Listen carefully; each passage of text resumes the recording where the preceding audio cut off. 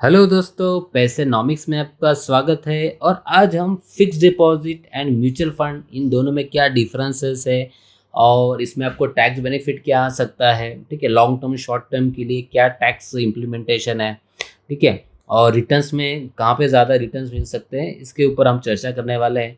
तो सबसे पहले निवेदन यही है कि अगर आप मेरे चैनल पर नए हो तो प्लीज़ चैनल को पहले सब्सक्राइब कर दीजिए और वीडियो को अंत तक देखिएगा। तो चलिए शुरुआत करते हैं।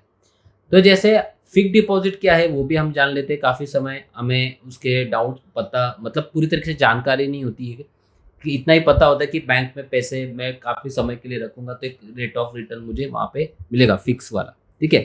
तो उसमें देखते हैं कि एफडी मतलब जैसे हम देखते हैं कि फिक्स डिपॉजिट जो होते हैं तो वो टेन्योर के हिसाब से रेट ऑफ इंटरेस्ट ऑफर करते हैं। अब शॉर्ट 1 साल 2 साल 6 महीना के लिए जाओगे तो अलग अलग आपको रेट ऑफ इंटरेस्ट मिलेंगे। आप लंबे समय के लिए जाओगे तो बड़ा रेंज आपको इंटरेस्ट रेट का मिल सकता है, ठीक है। Long term long tenure long थोड़ा सा हाई रेट ऑफ इंटरेस्ट आपको मिलता है। यहाँ पे एफडीज पे कैलकुलेशन कंपाउंडिंग वाला होता है। मतलब आपने 1 साल में, जैसे अभी यहाँ पे मैंने एग्जांपल लिया है कि आपने 100 रुपया अगर इन्वेस्ट किया हुआ है, रेट ऑफ इंटरेस्ट अगर 6% है, 1 साल के बाद आपका 106 रुपया होता है। दूसरे साल में यही 106 रुपये के ऊपर 6% रेट ऑफ इंटरेस्ट आपको मिलेगा, वो होगा 6.40, इस तरीके से, ठीक है। तो यहाँ पे आपको कंपाउंडिंग बेसिस पे, मतलब यहाँ पे देखिए 40 पैसा आपको ज़्यादा मिला, ये 100 रुपये का एग्जाम्पल है।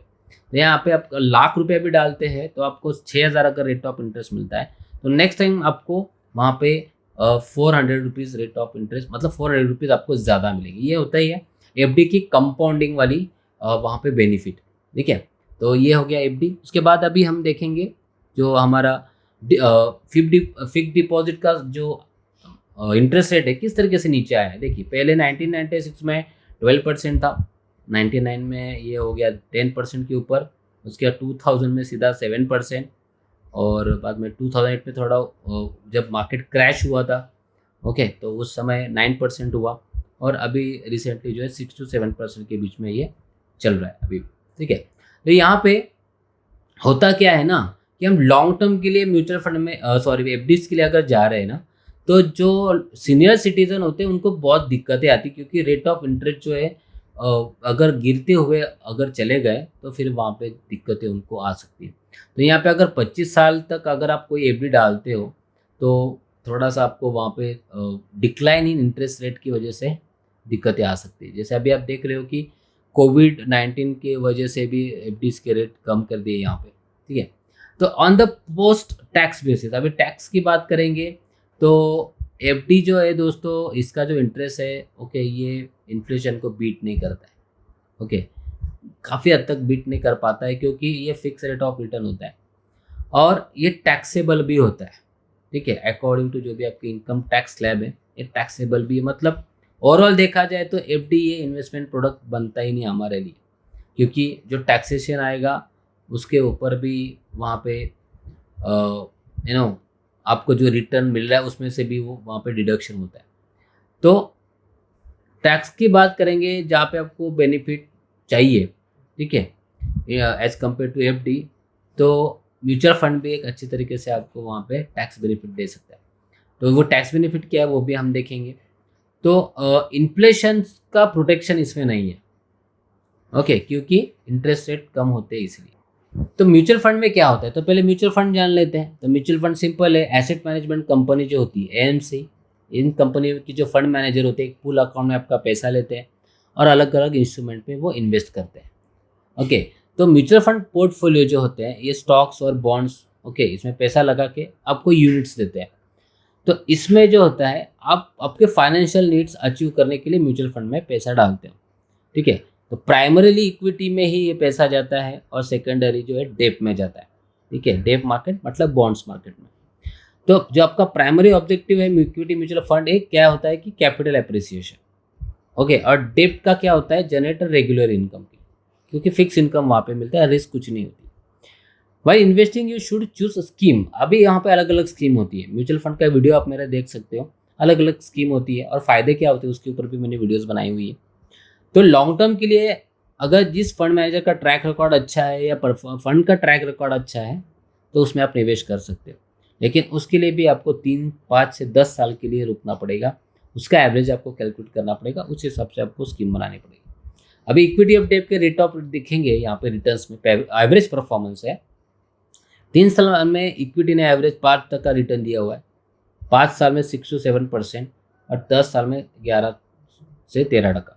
वही डेप में बट ऑब्वियसली कम ही होगा, 8 to 9, 8 to 9 एंड 8 to 9। तो ये क्या हो गया, ये स्टेबल हो गया। मतलब अगर 10 साल के लिए अगर मैं जा रहा हूँ तो जिस समय मतलब आप हाइब्रिड फंड के लिए जाते हो जहाँ पे इक्विटी प्लस डेप ये दोनों होता है हाइब्रिड में, ओके, या हाइब्रिड फंड में जाओगे तो वहाँ पे भी आपको अच्छे रिटर्न्स मिलते हैं। ये फंड मैनेजर क्या करता है, जब मार्केट क्रैश होते हुए दिखता है आपका पैसा डेप में पार्क कर देता है। इस तरीके से ये वर्क होता है। तो ये हो गया म्यूचुअल फंड। तो अभी हमने क्या क्या देखा, फिक्स डिपॉजिट और म्यूचुअल फंड। अभी इसमें डिफरेंसेस देखते हैं क्या क्या। सबसे इंपॉर्टेंट है सेफ्टी। देखिए दोस्तों, हम जो कमाते हैं, ओके, हमारा मतलब 24 आवर्स का काफ़ी सारे टाइम, ज़िंदगी काफ़ी टाइम, मतलब सारी लोगों की ज़िंदगी कमाने में ही जाती है, राइट। हमारा पैसा बचता नहीं। हमारे बुजुर्ग लोग हमारे हमेशा कहते हैं कि आपके 75% इनकम का आप पूरी तरीके से सेविंग करो तो कभी आपको ज़िंदगी में फाइनेंशियल क्राइसिस नहीं आएंगे।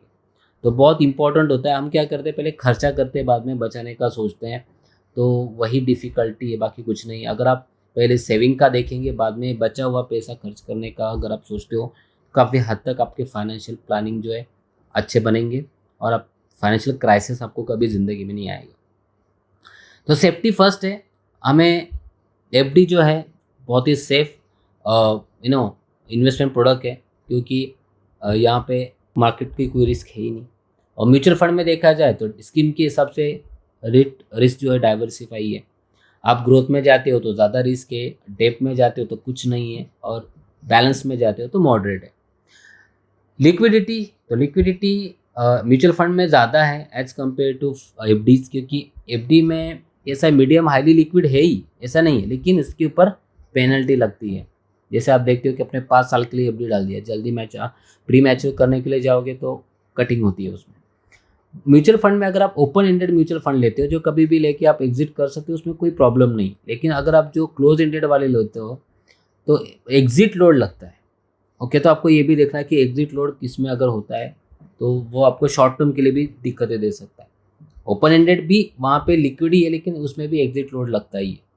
ओके, तो ये लिक्विडिटी बहुत इंपॉर्टेंट है। अगर आप ईएलएसएस के लिए जाओगे तो 3 साल के लिए वो ब्लॉक हो जाएगा। तो सेफ्टी एंड लिक्विडिटी बहुत इंपॉर्टेंट है दोस्तों।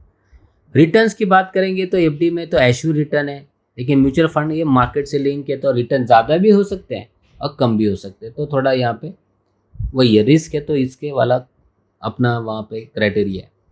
टैक्सेशन, तो इनकम टैक्स जो है एफडी के ऊपर जो है टैक्स स्लैब के हिसाब से आपको लगेगा।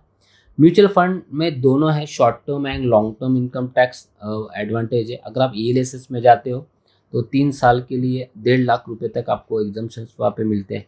तो डेफ फंड वर्सेस एफडी की बात करते हैं तो इंडेक्सेशन बेनिफिट भी है, उसके ऊपर भी मैंने वीडियो बनाई है कि इंडेक्सेशन म्यूचुअल फंड में कैसे काम करता है। ओके, इंडेक्सेशन में होता क्या है, इंडेक्सेशन में थोड़ा सा मैं आपको क्लू दे देता हूँ।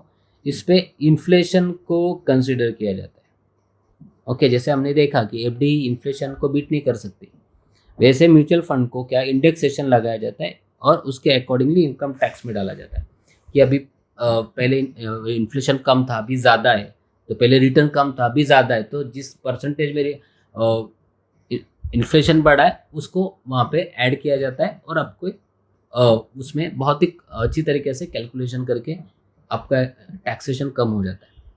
मतलब आपको अभी ज़्यादा रिटर्न मिल रहा है, लेकिन जैसे अभी देखिए ना 25 साल पहले या 20 साल पहले बात करेंगे तो जो चीज़ अब 100 रुपये में मिल रही थी, ओके, अगर अभी वो 500 में मिल रही तो इन्फ्लेशन बढ़ गया है, राइट। तो उस हिसाब से जो रेशोज निकाले जाते हैं, तो आपकी इनकम भी अगर 1000 की 5000 हो गई है तो वो भी वहाँ पे कंसिडर किया जाता है कि इन्फ्लेशन भी भाई 5 गुना बढ़ा हुआ है, तो वो उस हिसाब से टैक्सेशन होता है। तो ये थोड़ा सा क्लू मैंने आपको टैक्सेशन के लिए दिया।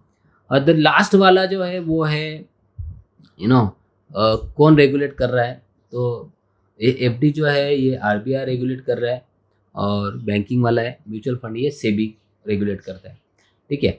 तो इस तरीके से दोनों में डिफरेंस है दोस्तों। तो आपको ये अभी क्लियर हो गया होगा कि एग्जैक्टली किस में पैसा लगाया जाए according to tax benefit. Mutual fund में अगर आप लगा रहे हो तो म्यूचुअल फंड में आपको स्कीम के हिसाब से जाना है, वहाँ पे भी अलग अलग स्कीम दी हुई है, इक्विटी और डेब्ट एंड हाइब्रिड, तो आपके रिस्क हिसाब से वहाँ पे सिलेक्ट करिए। फिक्स में कुछ है नहीं, ठीक है, टैक्सेशन का इशू आएगा फिक्स में आपको। तो इस तरीके से डिफरेंस है, और मेरे ख्याल से आपको अच्छी से ये कंसेप्ट अभी क्लियर हो गई कि आपको म्यूचुअल फंड में निवेश करना चाहिए कि एफडी में। ठीक है, वीडियो कैसा लगा प्लीज़ कमेंट बॉक्स में मेंशन करिए, अच्छा लगा है तो लाइक करिए, शेयर करिए और सब्सक्राइब जरूर करिए। थैंक यू सो मच दोस्तों, हैव अ गुड डे।